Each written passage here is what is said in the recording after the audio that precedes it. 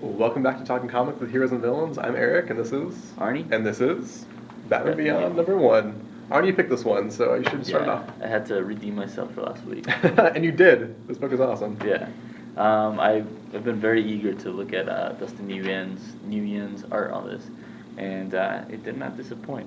The first story wasn't drawn by him, but the second one was. Batman Beyond, as we all know, people who are awesome, is the future Batman. It's Terry McGinnis. It's not Bruce Wayne. Yeah. It's a kid who's been trained by Bruce Wayne to be to take over for him, essentially. Right. And he's fighting a gang of Jokers, kids who look like juggalos from the St. Clown Posse. Yeah, basically. Who love the Joker. In the future, these kids idolize the Joker and form different gangs like the Bloods and the Crips, but they're all Jokers. A lot like post Heath Ledger Tucson. Yeah. yeah.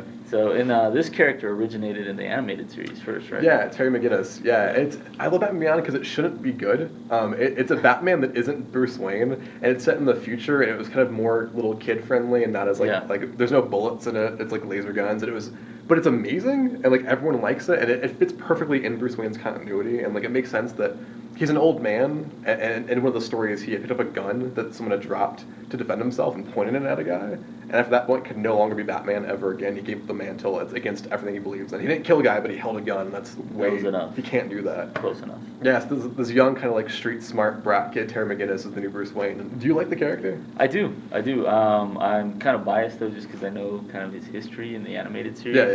And I thought it was really interesting, and I'm kind of a sucker for futuristic settings. So I like family stories in the Bruce Wayne universe because I like that he didn't really have a mom and dad for very long until he was 8 years old. He had parents, and after that he's just a hardcore ninja criminal kind of guy. Yeah. So I like watching him try to be a dad awkwardly and poorly, trying to raise children. Barbara Gordon is in this, and she's 80 years old. And she's the commissioner. And they had a love affair at one point, which is super Batman weird. and Barbara? Yeah, it's in the cartoon. They talk about it. Wow, she's supposed to be way younger. And they allude to the Killing Joke where her legs start to give out. Yeah. She's getting older, and she used to be in a wheelchair when she was young. And Yeah. so there's cool allusions for the guys who know Batman history like you and me, but it's also really it's open for new readers and new kids. Yeah, this is a perfect jumping on point because Batman's been around for so long that you don't really need to be a follower of the Batman comic book to jump onto Batman Beyond. And Green Lantern has this thing where anybody can be a Green Lantern if they get the ring, and that's pretty common in superhero stories, like Power Rangers is the power coin. Yeah. But in this story, it's a kid becoming Batman, and as a kid, I loved that. The idea that I could grow up and be Batman. That's what this whole story is about, so that's super fun. Yeah. Someone should be negative. You didn't dislike anything about it? I guess my only gripe was that there's two stories in this book. There are, yeah. The first story wasn't drawn by Dustin Nguyen, but it was really well written and the art was okay. So it's pretty standard. It looks like the cartoon. Yes. I liked the second one a lot more. It's the Justice League Beyond. Yeah. Where Superman has gray hair, which I think is super Superman funny. Beyond. Yeah. He's in a black and white costume. It's after Lois died, so it's kind of more somber. There's future versions of everyone in this universe. Yeah. There's the child of Hawkman and Hawkgirl, Warhawk, and a it's a Zen Buddhist Green Lantern kid who is amazingly fun. Yeah. And Big Barda.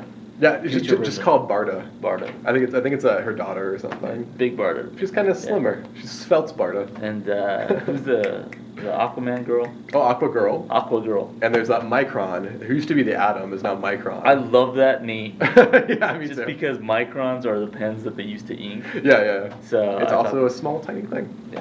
Yeah. So it's super fun. If you like just superhero books that are you don't have to know everything in the world to enjoy them, you like this book a lot. Yeah. Yeah, and Arnie and I do know everything in the world, and we still liked it. So it's for you guys too. Yeah, so check this book out. It just started. It's #1. Yeah. Great team on it, and it's great for the whole family. And if speaking of the future, go on the old internet at facebook.com/heroesandvillainstucson and let us know what you think. Or on Twitter, which HMV Comics. Yeah, you always forget, so I throw to you for that one. Yeah, I don't Twitter much. I tweet like a fiend. Really? Yeah. You stay up late? I'm the Batman Beyond of Twittering. So there you go. If you want to get in touch with Eric, tweet him.